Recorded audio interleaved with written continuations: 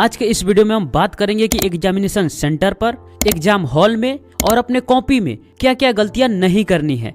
अगर आप ये मिस्टेक्स करते हो, आपका परफॉर्मेंस नेगेटिव होगा और नंबर बढ़ेगा कम, कटेगा ज्यादा। देखो, गलती घर पर करेंगे तो चलेगा, एग्जाम में नहीं चलेगा, क्योंकि दूसरा चांस नहीं मिलता। तो इस वीडियो को मिस मत करना, बहुत सारी चीजें जानोगे और इन सब चीजों के बारे में मालूम रहेगा, तभी तो गलती नहीं करोगे। देखो, मैं आपको डरा नहीं रहा हूँ, बस गलती करने से बचा रहा हूँ। तो डरना बिल्कुल नहीं है, फुल कॉन्फिडेंस के साथ जाओ एग्जाम देने। जो भी आएगा लिखूंगा, पर लिख कर ही आऊंगा, ऐसा ही माइंडसेट बनाओ, क्योंकि सारी चीजें माइंडसेट पर निर्भर करती है। डरे डरे रहोगे तो टॉपिक्स को भूल सकते हो, कॉन्फिडेंस में रहोगे तो भूले हुए टॉपिक्स को भी रिकवर कर लोगे।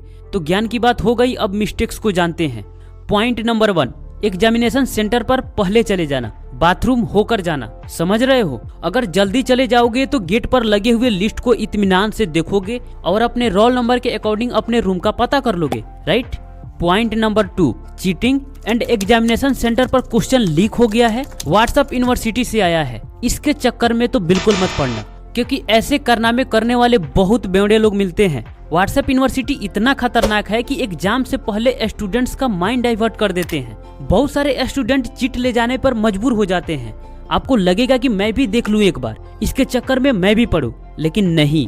पहला तो आप परेशान हो जाओगे कि मुझे मिल क्यों नहीं रहा है, कैसे ढूंढूं, कहाँ ढूंढूं। दूसरा, जो घर से पढ़कर गए हो उस पर भी डाउट होने लगेगा, इसके चक्कर में वो भी भूल जाओगे।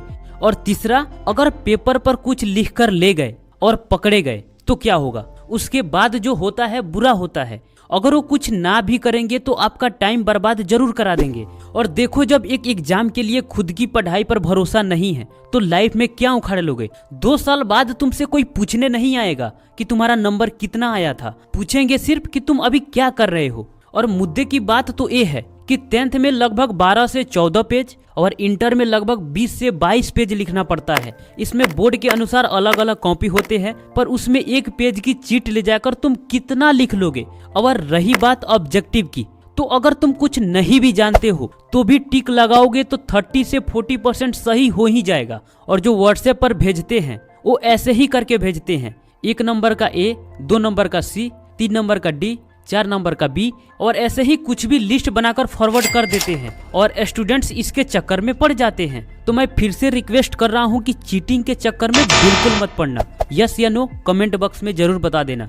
पॉइंट नंबर 3, एग्जाम हॉल में एंट्री के बाद ये चेक कर लेना कि सीट के आसपास कहीं किसी प्रकार का कोई पेपर तो नहीं है। बेंच के नीचे भी देख लेना कोई दूसरा रखा तो नहीं है। अगर रखा है तो टीचर को बताओ या बाहर निकाल कर फेंक दो, राइट। अब आपको मिलेगा कॉपी, तो कॉपी में आप अपना पूरा सही डिटेल्स भर लेना, किसी भी प्रकार का कोई हड़बड़ी मत करना, अपना रोल नंबर तो बिल्कुल सही भरना, राइट। उसके बाद मिलेगा क्वेश्चन पेपर।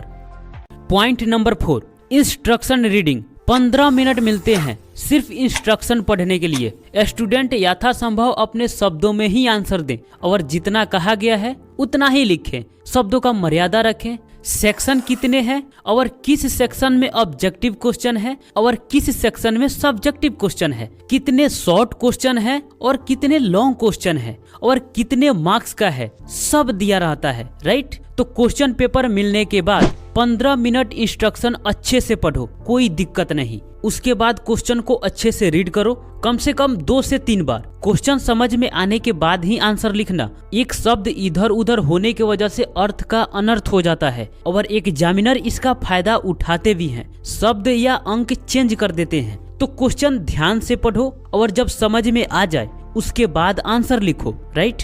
पॉइंट नंबर 5, पहले लिखो वही जो आता है। जो क्वेश्चन 100% याद है उसे पहले सॉल्व करो, क्योंकि कुछ स्टूडेंट जब पूरी क्वेश्चंस पढ़ लेते हैं तो उस क्वेश्चन के बारे में वो सोचने लगते हैं या टेंशन में आ जाते हैं, जो क्वेश्चन उन्हें शायद याद नहीं है या थोड़ा बहुत याद है। इससे आपका टाइम बर्बाद होगा, जो कि लिमिट है, और इसके चक्कर में उस क्वेश्चन को भूलने लगोगे जो आपको पहले से याद है। इसलिए जो आता है उसे पहले सॉल्व करते जाओ, जो नहीं आएगा उसे लास्ट में सॉल्व करने की कोशिश करना। और सेक्शन का ध्यान रखना, सेक्शन बाय सेक्शन क्वेश्चन को सॉल्व करना। और हाँ, टोटल ऑब्जेक्टिव क्वेश्चंस को आपको एक जगह रखना है, उसे सीरियल बाय सीरियल सॉल्व करना है। किसी भी ऑब्जेक्टिव क्वेश्चन को बीच में या लास्ट में करने की कोशिश मत करना, या अगर ऑब्जेक्टिव क्वेश्चन के लिए OMR शीट मिलता है तब तो कोई दिक्कत नहीं, और सब्जेक्टिव क्वेश्चन में जो पहले आता है उसे पहले सॉल्व करो और जो नहीं आता है उसे बाद में सॉल्व कर सकते हो।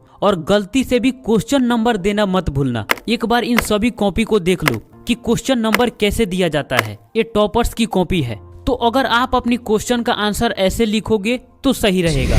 नंबर 6, ओवर राइटिंग या काट छांट तो बिल्कुल करो मत। जितना हो सके काट छांट से बचो और नीट एंड क्लीन लिखो। देखो, ओवर राइटिंग और काट छांट आपके कॉपी की प्रेजेंटेशन को खराब करती है और टीचर के नज़र में आपको एक एवरेज स्टूडेंट बनाती है। अगर कहीं मिस्टेक गलती से हो जाए तो सीधी एक लाइन में काट देना, right. Point number 7, time management. और सबसे इम्पोर्टेंट है टाइम। 3 घंटे यानी 180 मिनट मिलते हैं और उसमें 3 टाइप के क्वेश्चन भी होते हैं, एक ऑब्जेक्टिव, दूसरा सब्जेक्टिव शॉर्ट क्वेश्चन और सब्जेक्टिव लॉन्ग क्वेश्चन। और इसके लिए टाइम मैनेज करना सबसे कठिन होता है। कुछ लोगों को तो आंसर याद भी रहता है लेकिन उन्हें टाइम नहीं मिल पाता, तो या तो वो धीरा लिखते हैं या तो वो एक ही क्वेश्चन पर अटके रहते हैं।